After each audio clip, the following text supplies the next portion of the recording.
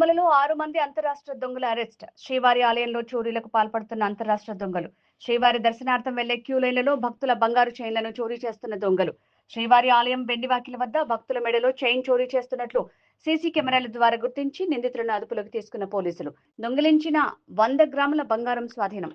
సుమారు 11:30 అవర్స్కు మా స్టాఫ్ మరియు మా ఎస్ఏ లక్ష్మీ చలపతి వాళ్ళ టీంతో రాజశ్రీ ఎస్పీ గారి ఆదేశాల మేరకు 2 టీములుగా ఏర్పడి ఇక్కడ జూన్లో ఒక కేసు 2 టౌన్ లిమిట్స్లో ఒక కేసు రిపోర్ట్ కావడం జరిగింది.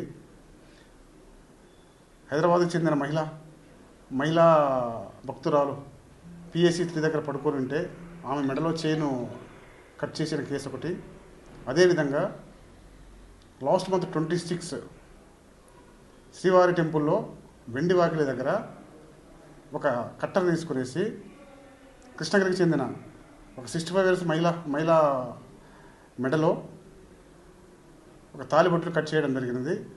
ఈ 2 కేసులకు సంబంధించి ఎస్పీ గారి ఆదేశాలతో 2 బృందాలుగా ఏర్పడి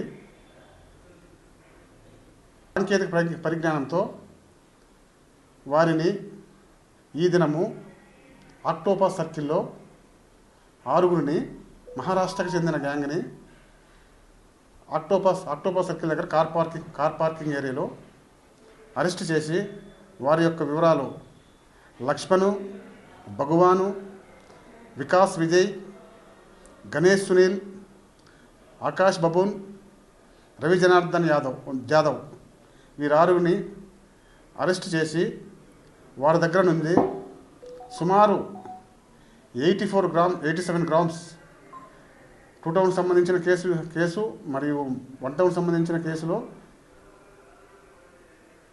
87 గ్రాముల బంగారు రికవరీ చేయడం జరిగినది.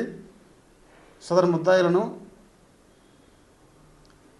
వారు ఈ వ్యసనాలకు విలాసవంత జీవితానికి అలవాటు పడిపోయి ఈ తాగుడు అలవాటు మరియు విలాసవంతమైన జీవితానికి అలవాటు పడిపోయి ఈ విధంగా టెంపుల్ ఏరియాలో ఎక్కడైతే ఉన్నాయో అక్కడ ఈ దొంగతనాలు చేయడం అలవాటు పడినారు. వీళ్ళపై కూడా మహారాష్ట్రలో ఈ దొమ్మి కేసులు, ఈ దొంగతనాల కేసులు వీళ్ళపై చాలా నేరాలు ఉన్నాయి.